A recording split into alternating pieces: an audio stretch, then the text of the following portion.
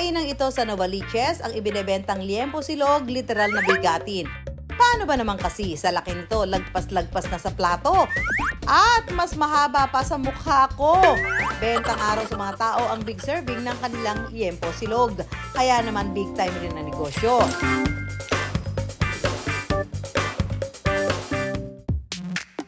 Siguradong mabubusog ang kakain ng liempo silog na ito. Ang ipinartner kasi nila sa silog, hindi lang basta liempo, giant fried liempo. Ang pakulong ito, malaki raw ang nag-iambag para makilala ang kainan ni Emmanuel Ramos. Sumikat po siya kasi may mga kumakain po dito, sinusukat po nila sa palad o kaya sa mukha nila. Ito po yung liempo na mahaba pa sa mukha ng tao. Ayan, sasamahan tayo ni Eman. At si Eman ay may pasalubong sa atin. Wow! Ang dami naman niya, isang tray. Pero ang pansin-pansin ho dito ay yung kanyang dalang liempo. Ang haba nito liempo. Parang itong dalawang to, 1 kilo ng liempo to Ang haba naman Mahaba pa sa mukha ko. Yan Wala ka bang kutsilyo? Bahay. Nung pinili mo, niluto mo na. Kasi pag nagluluto ako ng liempo, di ba parang kung medyo malaki-laki gano'n, ito talagang hindi mo na ginayat, sadyang may katamaran lang siguro. Eman, ano ba? Ano talaga totoo? Actually po, dyan po sumikat yung melaman, yung giant liempo po na tinatawag. So sinadya mo ito? Hindi ka naman tamad, kundi marami din kayong kutsilyo, no? Sadyang gusto mo lang maging kakaiba, di ba? Sa tingin mo, ilan na makakaubos niya? Ilan tao? 2? Sa totoo lang po, pag may umu-order po sa amin yan, good for 2 ng araw po yung liempo po namin. Huwag kang mag-alala dahil pinaghandaan ko tong araw na to. This is the moment of truth. Meron na lang. Metro. Ginagamit ito ng mga karpintero.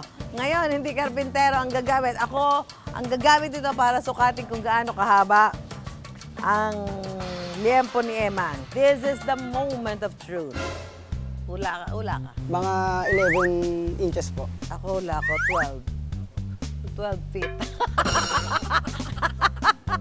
Ano sa palagay nyo? Sino kaya ang tama sa amin ni Eman? Abangan!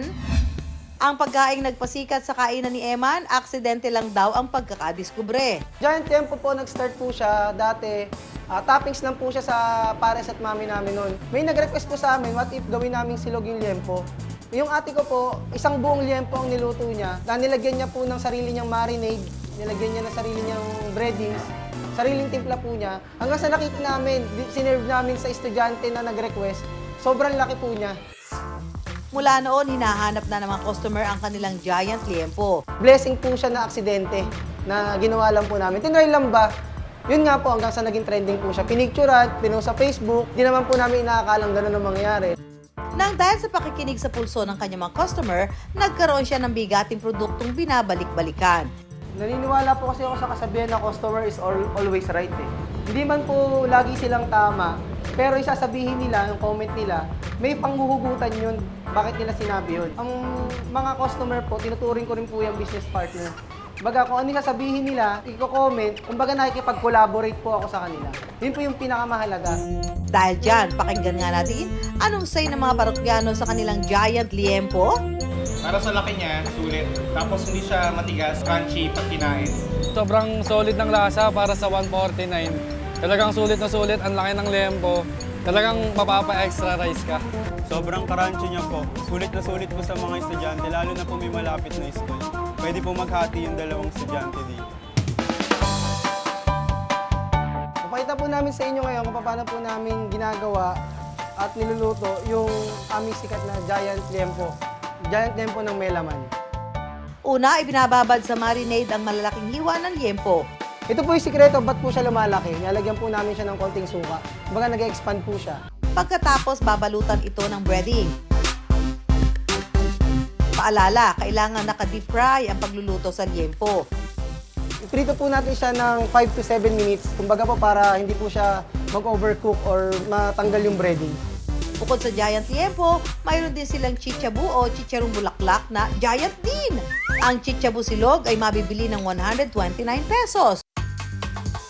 Eto na, matapos ang 7 minuto, luto na ang giant liempo. Nag-start po ako after po nung lockdown nung pandemic po, meron po akong puhunan galing po sa ayuda. Nag-start po ako sa bahay lang, magtinda online kasi nauso po dati yung delivery online. Pero before po nun, nagtatrabaho po ako as delivery app driver. Kaya naman po ako napunta sa pagpapares. Ito po yung survival food ko po nun habang nagdi-deliver ako eh. Gamit ang kanyang motor at cart, nagsimulang magbenta ng pares si Eman. Alam naman po natin yung mga street vendor, pagka umulan, umaraw, yun po yung nagiging problema niyan eh. Plus, yung mga enforcer, minsan inuhuli kami dahil bawal po pala dun sa mga pinupwestohan namin. As rolling cart, syempre po kung saan po ako napupunta, nawawalan po ako ng market bigla. Kaya matapos ang ilang buwan, nagdesisyon si Emma na kumuha na ng maliit na pwesto. Dahil sa patuloy na paglakas ng kanyang parisan, mula sa maliit na pwesto, nagawang lumipat ni Eman sa kinatatayuan ng kainan niya ngayon. Ang negosyong ito, malaki ang naitutulong sa kanilang pamilya. Nakakatulong po ito ng malaki sa pang-araw-araw namin, saka sa anak ko na may sakit. Meron po siyang alpha thalassemia na lifetime pong ginagamot. Sakit po siya sa dugo na kailangan salina ng dugo kapag bumaba yung hemoglobin niya sa katawan. Malaking pera ang kailangan sa gamutan ng kanyang 3 taong gulang na anak, kaya doble kayod si Eman. Nung pinanganak po yung anak ko, tinapat na po ako ng doktor na maganda raw po kami ng every year na 500,000, 60,000. Malinis na po. Gusto niyo na bang malaman kung tama ang aking hula? This is the moment of truth. Wala ka, wala. Mga 11 inches po. 11. Ako wala ko, 12. 12 feet. 12 ako, 12.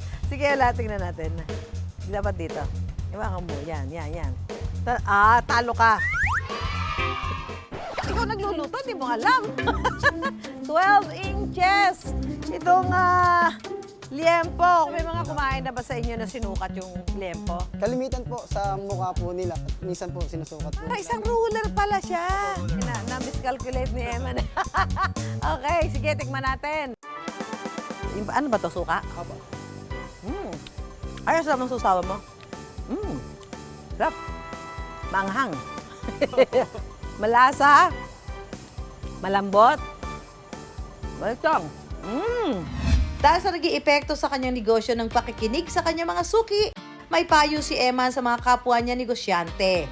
Maliit man ang customer mo o malaki, mayaman man yan, may kaya, kailangan isa lang pakikisama mo sa kanila. Special lagi.